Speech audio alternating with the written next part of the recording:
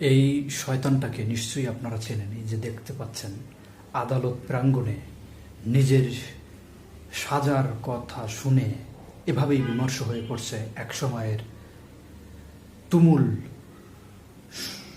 সন্ত্রাসবাদী মাফিয়া, যিনি বাংলাদেশের রাজনীতিতে আওয়ামী লীগের 17 বছরের দুঃশাসনের একজন অন্যতম কুশীলব।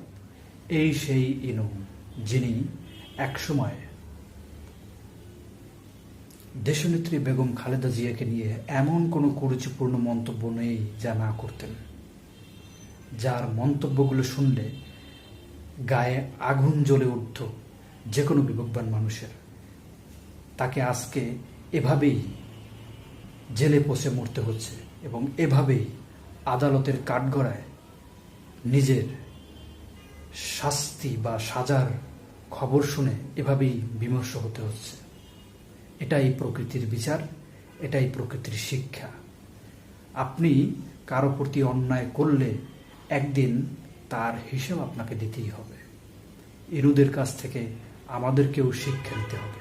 এটা হতে পারে রাজনৈতিক বিষয়ে, হতে পারে ব্যক্তিগত, পারিবারিক বা সামাজিক যে কোনো বিষয়ে। কখনোই অন্যায় কাজ করা থেকে, অন্যের প্রতি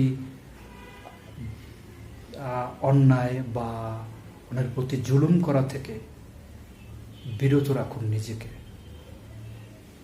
তা না হলে আপনাকে অবশ্যই তার প্রতিক্রিয়ার সম্মুখীন হতে হবে।